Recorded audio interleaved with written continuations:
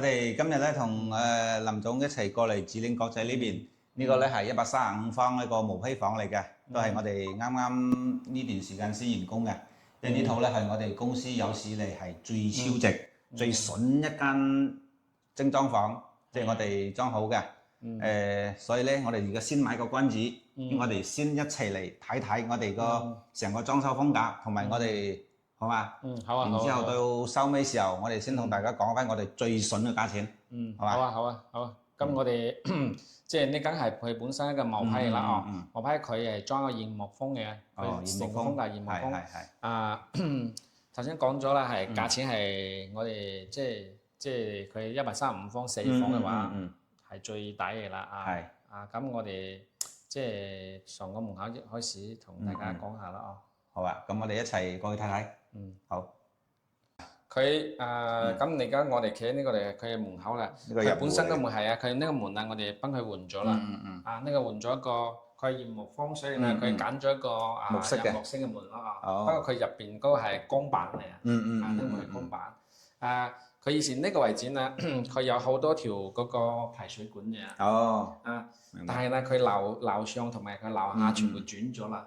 轉咗啦，所以呢，我哋呢個管就唔使嗰個常規排水咁樣啦。係冇排水啦，所以呢，基本上每一戶都會改成呢個，即係呢個入花園改一個房，所以呢，呢個排水冇啦。所以呢，如果即係你留呢度排水嘅話，呢個佔用差唔多10公分啦。所以要包管咯。所以改咗之後呢，呢個係大好多啦。咁我哋入門呢個位置呢，呢個區域呢就做咗個入門嗰個鞋櫃。佢本身到時呢會買一個紅洞式嘅嗰個鞋櫃擺呢個位置啦。即係呢邊到時都會放翻個鞋櫃咯。係啦。咁我哋而家入到呢個房呢，就係頭先講呢個入戶花園。因為入花園呢，佢而家改成一個書房。改成呢個書房之後呢，我哋成體呢邊呢做咗一個收納櫃。你睇下呢個收納櫃呢就。呢邊全部係收納啦，係咪咁靠近嗰個窗呢邊呢，我哋做咗個書台。咁呢個書台你睇到係咪全部係櫃係咪咁你擺腳冇地方擺係咪你睇到咩？其實呢個可以拉出嚟啦。抽出式嘅，即係我哋唔需要用到嘅時候咧，我哋就可以拉出嚟空間。可以咁樣。但係呢個係矮櫃啦。作為一個側邊嘅櫃。咁呢個移出嚟啦，到時佢咁樣可以坐咗呢個位置係咪坐呢個位置呢，我哋呢邊都係有啲櫃籠咯，下邊都可以收納咯。咁到時如果你即係有佢呢個就二樓咗一個如果有朋友過嚟話，呢個打個地鋪。打個地鋪嘅話，呢個會到時會就又會阻住。會阻住嘅話，到時我哋抽翻。咁樣我哋就抽入去啦，係咪咁抽到時買個梳化床，咁梳化床咁樣直擺嘅話就可以喺呢度瞓。打個地鋪。所以個空間就非常之好用。係啦，咁就要比較慳嗰個地方咧，係咪咁呢個位置呢係一條下水管嚟呢個下水管係，所以我哋要用嗰個全部包住呢啲窗呢係我哋出後邊先封。後期先加嘅呢個窗。呢個位置呢有一個即係我哋幫佢改咗一個即係煤氣管，佢以前接到呢個燃氣表接喺呢個位置。即係廚房喺隔離嗰邊接過去嘅。係啦，其實好多嗰個入花園佢接嗰個煤氣都係接到呢個位置。明白。即係喺嗰個入花園個位置嘅。係咁如果接響呢個位置嘅話，呢個房就嘥咗啦，就唔好睇啦，係咪所以我俾個紅包俾嗰啲煤氣公司嗰啲師傅啦，叫佢幫手響出邊打個窿。直接穿過廚房嗰邊。所以呢個表改咗出嚟啦，呢個位置係靚仔好多啦。就睇唔到有嗰啲立立雜雜啲線口同埋啲接頭之類咯，啲管線。咁你睇到呢個位置上邊嘅話，上邊呢都係做咗一個吊櫃啦，全部都係做咗一個吊櫃。你睇下呢個板，其實佢呢個板唔係 PAT 嚟，佢已經係馬面，佢有馬面。就係你後邊嘅講到呢個價錢嘅話，就因為呢個板嘅話，佢比較平嘅。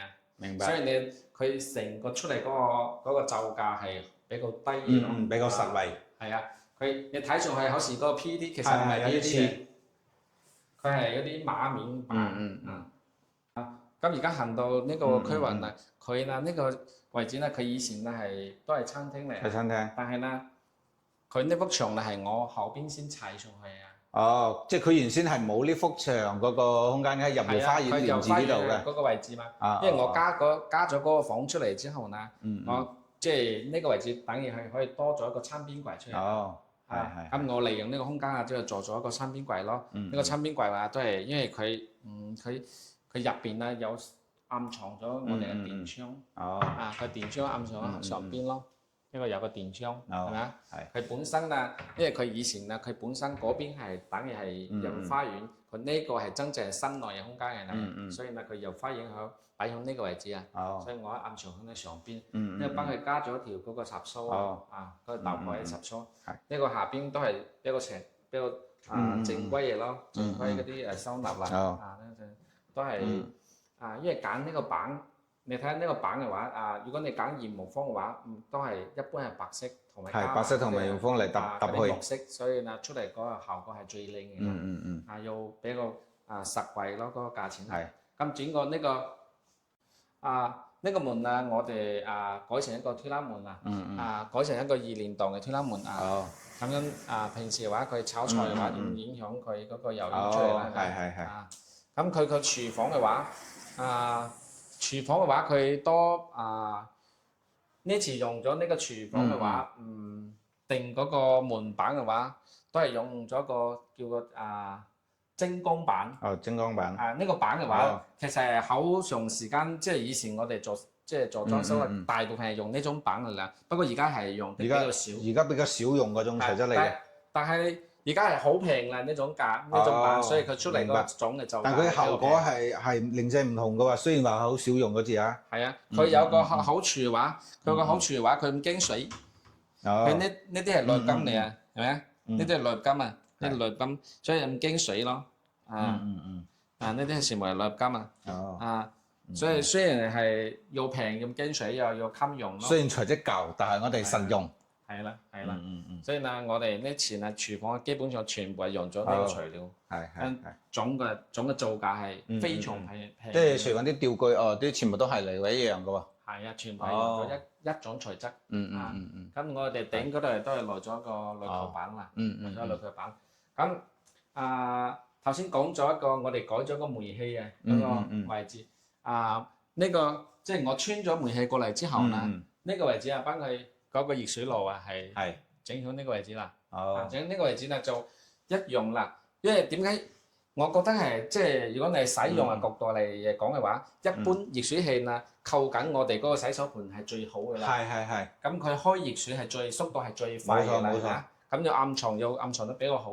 下邊佢係通風嘅。佢又通風透氣啊，各方面係。佢一般嚟話，你而家就做熱水爐啊，下邊呢個板啊唔俾裝嘅。如果裝咗嘅話，佢冇空氣入去。冇個排氣。係啦，咁你睇下我哋嗰個表，到時改成響邊個位置啦？嗱，我哋穿佢對開呢個位置。係啦，呢個表呢，我哋從嗰個出邊嗰個入戶花園改響廚房入邊嚟，咁我哋有門關住嘅話，係咪靚仔好多？係，即係完全睇唔到有嗰啲標啊、咩線啊、嗰啲管喺呢個位置嘅。係啊。如果你呢個標嘅話，你裝響嗰個頭先嗰個房嘅話，其實係好危險嘅啦。係冇錯。入邊啊，如果係漏氣嘅話，好危險嘅啦。所以改響呢個位置啊，就好。冇錯，啱好個廚房呢度比較第一時間就可以聞到啲味啊！如果係真係有情況嘅話，咁呢啲係幫佢加咗一個蚊籠咯，即係加咗。係。咁而家出到呢個位置啦，你睇到呢個天花，其實佢上邊有好多條梁嘅。即係有嗰個主力牆嗰個梁喺上方嚟嘅。我卜咗牆之後呢，佢上邊好多梁區嘅，我哋拉咗一個比較低嘅天花遮住佢。其實都有2米，差唔多有2.4米。有，因為我哋咁高啊，企呢個成個空間感都係 OK 嘅。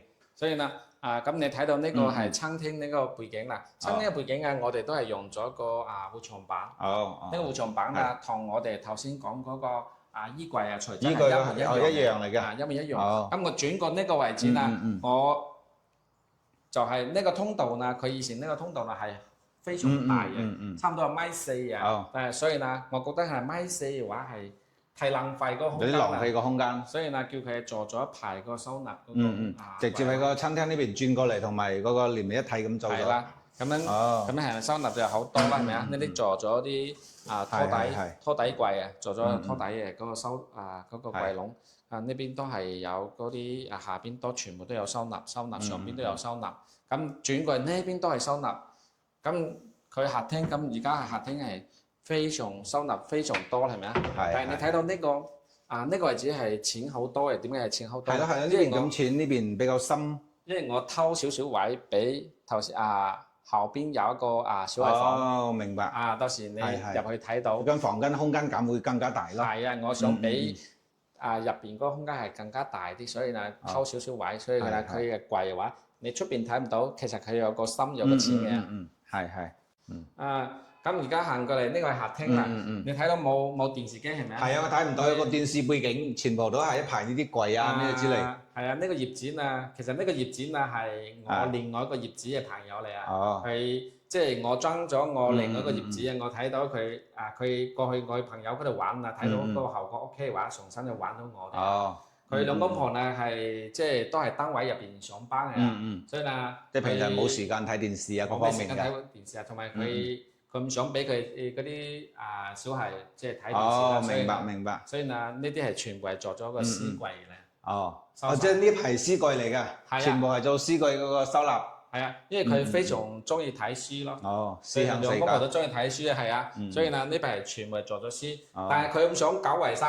唔想搞衞生，所以呢，全部係用呢啲，全部都做咗櫃門。做咗櫃門咯，你睇下入邊，到時擺咗書咁樣關住，或者搞衞生嘅話方便好多啦嚇。本身如果你想做書嘅話，要開放架好睇啲咯。係，冇錯。但係佢唔想搞衞生啊。即係如果冇門咧，嗰啲塵嗰方面會好大嘅，所以話關住個門咧。咁樣方便啦，唔使搞衞生啦，係咪啊？方便好多，但係呢，我都係為咗好睇啦，都係幫佢設計下呢啲有開放嘅，一個玻璃門一個空間。係下邊都有可以，因為佢下邊你要擺個音箱嘅有時候聽嘅音樂下邊可以擺喺下邊，擺喺下邊就可以聽下音樂咁，所以呢，呢個區域俾佢整咗一個開放格咯，開放格睇上去係你企喺呢個位置睇上去係成幅都係一個收納櫃啦。咁轉過呢個區域。佢呢都係 book 咗陽台嘅，book 咗陽台之後呢，我哋呢個位置呢係大咗好多嘅，呢條係架嚟啦，即係一個整理牆，呢個整理牆呢過嚟呢個係呢個就係真嘅啦，因為呢邊都係收納嘅啦呢邊係收納，呢邊一樣嘅，全部其實全部都佢都係做咗大部分係收納，全部都係收納嚟嘅，呢邊開，所以呢。佢客廳嘅收納係非常之多喎。咁呢個推拉門book 咗之後呢，佢默認唔俾拆呢個。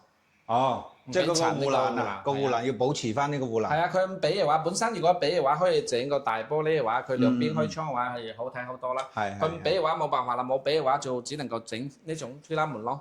整呢種推拉門嘅話，其實佢有好處嘅話，咁樣推去打開嘅話，佢呢個通風雙向咁推開個空間又比較大。係啊，咁安全性都好啦，因為個護欄仲喺度啊嘛。係啊，呢個保留呢個位置就安全啲咯。同埋打開之後呢，佢都更加有得一個更加大又通透，啲空氣咧流通性就會更加強。係啊，所以呢種係聳形推拉門，到時打開之後呢，呢個掹網一推嘅話，佢就可以隔嗰啲出邊嗰啲小掹子啦，係咪啊？咁你轉過呢邊，到時呢個係擺一個乾衣機，一個洗衣機啊。佢而家仲未買翻嚟啦。作為個小嘅生活陽台咁樣，家政區啊呢啲。呢個就係家政櫃啦。呢個家政櫃入邊都係有收納欄即全部都係收納收納到時擺嗰啲掃把之類嘅。咁你睇下呢個頂啦，呢個頂佢都係我哋都係整咗兩條呢個晾衫架。呢個晾衫架係呢個係電動嘅。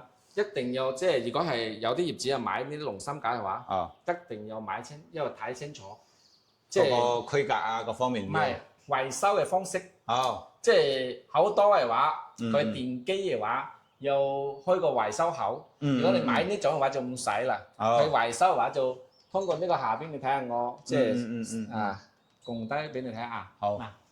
你共低嗱，而家可以電動。共低落嚟，佢下邊有個螺絲。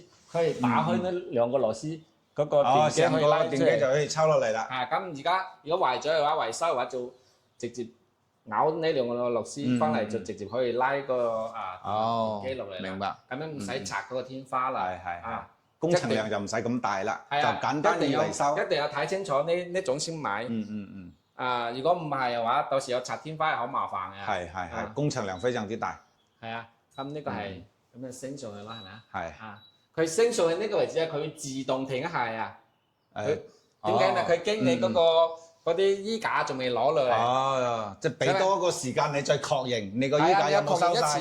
你有上住撳住呢個鍵，佢先可以啊，上住撳住呢個撳耐嘅時間。長撳呢個啫，長撳呢個佢先可以自己先可以升上去咯。咁呢個係一樣啦，佢同個對面嗰個位置係其實一樣，就係呢個係轉力牆啦。轉力牆嘅話，我為咗做呢個櫃嘅話，都係用嗰護牆板包住佢，包住佢後邊係一個梳化嗰個背景啦，其實冇做咩啦。呢個係普通嘅研究室啦，呢個普通研究室佢買啲家私都係嗰啲原木風格嗰啲。咁而家行過呢個係紙行房，紙行房啦，佢你睇下呢邊係做咗一個大嘅收納，大嘅衣櫃嚟嘅呢個。佢以前佢有個陽台嘅，我都 book 咗啊。呢度本身有個陽台。係啊，你睇下呢邊佢有呢個陽台，呢個其實係佢有個小陽台啦。book 咗之後啦，呢個係咪紙行房？成個紙行房就連埋一齊啦。咁佢呢個只係可以做一個矮嘅櫃啦，係咪啊？但係要保證呢個可以陽光通透同埋咁樣。採光係好啲啦，係咪？呢邊嘅話，佢嗰個男個業主就比較中意打機嘅，所以咧佢呢個有個打機嘅嗰個，將個機台喺度。係啊，所以佢整咗一個大嘅書台喺呢個位置。佢呢個書台係自己買嘅啦。咁上邊都係整咗一排嗰個吊櫃啦。紙行房咧，主要係我哋做咗呢排嗰個收納櫃，你睇下呢個收納櫃咧，我哋分咗三段啦，三段係第一段係呢個位置係一個矮嘅櫃，呢個陽台呢個矮櫃，為咗呢個採光嘅話，所以咧設計有矮嘅櫃。咁呢邊係全部係掛衫區，全部掛衫區，掛衫區過嚟呢邊嘅話，呢個嵌入式嘅留咗一個位俾佢擺個小冰箱。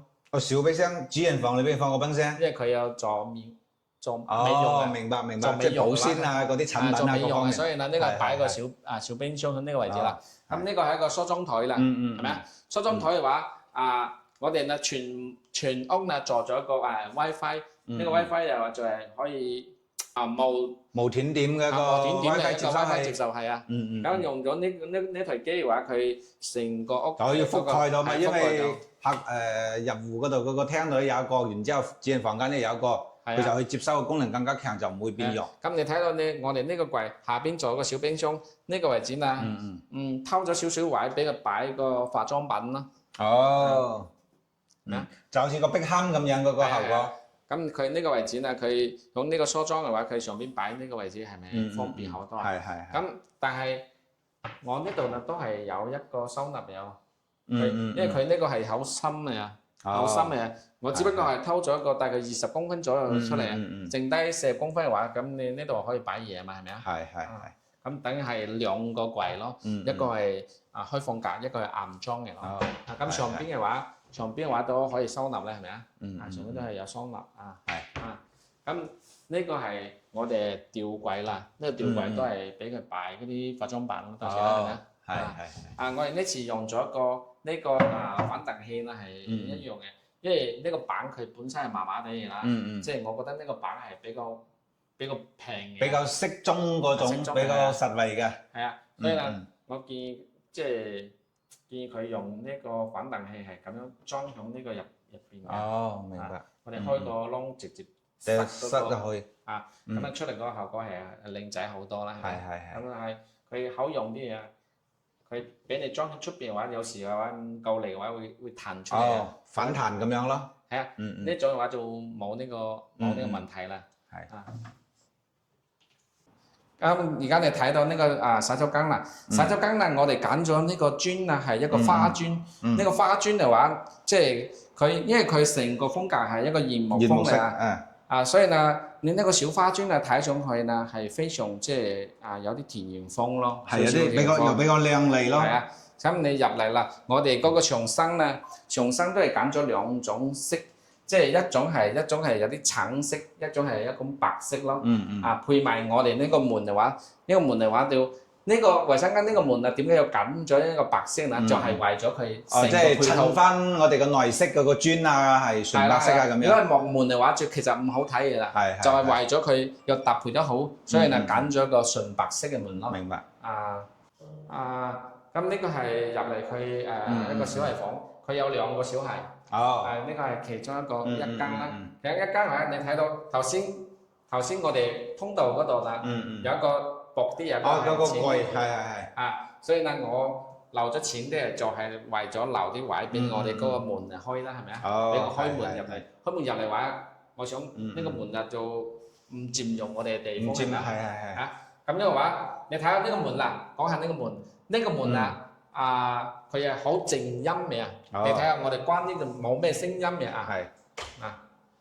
呢個聲音係好即係好輕嘅啊，好輕微咁嘅啲響聲出嚟。佢呢啲有嗰啲隔音條有個隔音條。呢種隔音條嘅話就即係同埋佢呢個門唔係好重嘅。呢個係實心門嘅。佢入邊嗰啲係全部係實木芯嚟啊。明白。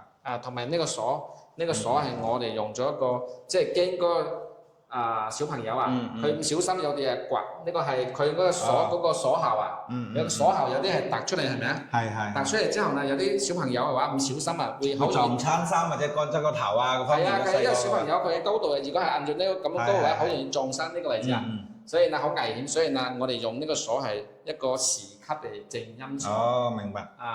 咁嘅話佢關門嘅話都好靜音嘅。係。咁你睇到呢個櫃啦。我哋呢個都係留咗，都係偷咗少少位啦，俾佢擺啲公仔啊。啲小朋友啲小飾物會比較多。咁你入嚟，我關住門嘅話，佢其實佢呢個位有好少嘅空間嘅啦。但係我覺得咧，佢話佢小朋友佢有好多公仔，所以留點樣係擺住啲小公仔啦，係咪啊？咁你入嚟呢個房間啦，呢個房間咧係。呢個區域係做一個收納衣櫃啦，收納衣櫃全部一個掛心區，上邊係嗰個擺被嘅啦。佢呢個冇做天花，就係為咗呢個空間比較高啲啊，各方面咁樣。佢收納係更加係多啲啦。咁呢個位置呢，點解唔做嗰個書台呢？因為呢，我覺得呢小孩房啊，佢會佢而家係即係可能係5、6歲。可能佢好快7、8歲咁樣啦，佢有個成長嘅嗰個時間嘅啊。咁你書台嘅話唔可以調嘅，係咪啊？係。但係你買就可以啦。如果你買一個現成嗰個書台，佢可以調嘅。可以調節個高度。係啊，你1年級嘅話調低啲。5、6年級嘅話你可以調高啲。慢慢去有個成長嘅嗰個過程。係。咁樣可以調，係咪啊？咁呢個呢就等於去留呢個區域出嚟。留一個活動嘅空間咁樣。係俾佢買呢個書台。咁上邊就可以做一個吊櫃可以收納，係咪啊？咁轉過嚟呢邊嘅話，點解呢個房係你顯得係喺好大？空間比較大。就係我哋偷咗呢個飄窗嗰個位。我哋呢個飄窗整出嚟呢張床啊有1.8米。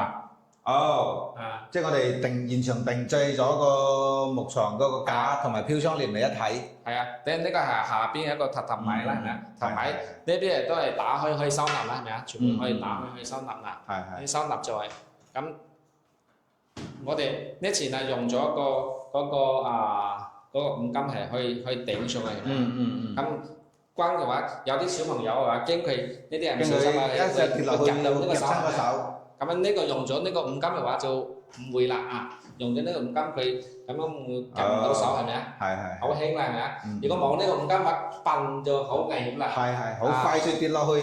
係啊，咁你睇下邊呢啲係全部咗櫃籠啊嗱，因為整個大櫃籠啊，整大櫃籠呢個區域就整個大嘅格，就係俾佢擺啲大件啲嘢啦係咪啊？大件啲喺花度。咁而家入嚟呢一間係另外一個小房，另外一個小房，但係呢間房啊都係顯得好大，即係我係一樣係偷咗呢個位啦。即係個飄窗同埋嗰張床係一樣嘅做法，一樣嘅大，我都係留出嚟咗留翻大。佢全部係買大床啊，買定咗嗰個床褥都係非常之大。咁呢間我呢啲係其實嗰個位置咧係一個我哋嗰個整理牆嚟啊，嗰個佢有個角。有個空間，有個座位啊之類嘅單位嘅。所以呢，我呢即係呢個拉平之後呢，呢個位置呢，我用個膜包住佢啦，包住佢啦。上邊呢個又可以收納有，呢啲可以收納啊，呢個可以收納啦，係咪啊？呢個可以收納，咁你可以單個下邊一個床頭咯，係咪啊？床頭個扣，即係床扣咯，到時裝個軟包喺呢個位置。扣住睇下詩啊，還是咩都 OK 啦。咁上邊呢，全部係整咗啲吊櫃啦，整咗吊櫃。咁呢張床呢，佢係好，即係呢個長度係好長嘅。比較長。係啊，其實呢，我哋床褥嘅話係2米啫嘛，係咪啊？咁2米嘅話，剩低有大概有40公分啦。咁佢唔想浪費呢40公分啦，所以呢啲都係整咗收納啦。係啊。呢全部整咗收納，有整咗收納啦，下邊都係收納啦，係咪啊？呢啲係收納啦。個櫃桶式嘅。係啊，呢啲係全部係收納嗱，呢啲係收納。係。呢啲全部係大櫃咯。咁呢個成個一個櫃啊，嗰啲收納空間就非常之多啦。係啊，全部用呢啲係櫃籠係全部加到最深啦。加到最深，俾佢擺嘢嘅話可以收納咪更加多啲。即係用盡曬啲空間㗎啦。係啦。好啊，林總啊，咁我哋咧頭先咧，我哋一齊同大家分享我哋呢個135方嘅，即係當時我哋係有講咗句話嘅，即係我哋話買個小君子，即係我哋呢套咧係我哋公司即係話有史以嚟裝嘅最 fit 嘅，然之後價錢各方面都係最實惠一套135方嘅。係啊，譬如佢嗰個廚房嗰個櫥櫃啦，呢個櫥櫃就係佢揀頭先講嘅，佢揀嘅。而家好少人用得到啦。但係咧唔係佢唔好喎，係而家係材質嘅變化太快啦。係因為呢啲嘢嗰個材料咧，每半年啊或者1年都會有不同嘅新型嘅材料出現，所以好多人而家後生仔啊各方面都係追求啲潮流啊新式啊，有啲傳統嘅舊嘅雖然好用，但係佢哋唔啱啲人嗰個新鮮感嗰方面咁樣嘛。係啦，咁你要睇你睇熟食飯啦，係咪啊？係冇錯。你自己有幾多錢嘅話，你要同我即係講嘅，我就幫你即係錄定好佢啦，係咪啊？其實佢地磚嘅，你睇下佢地磚嘅用得你起好好啊，全部都係通鋪啊。佢呢種木紋磚啊，都係1.2x60嘅啊，其實都係好大磚嘅啊。呢種磚只不過係呢個磚點解咁平咧？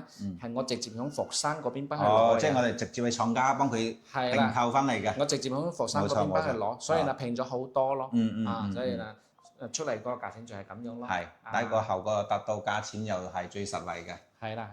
咁啦，呢個我哋頭先話賣君子呢個咧，就由阿林總同大家揭曉啦，好嘛？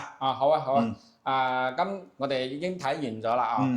佢呢個毛坯啊，包咗方嗰啲用台啊、方窗啊呢啲啊，全部包工包料啊。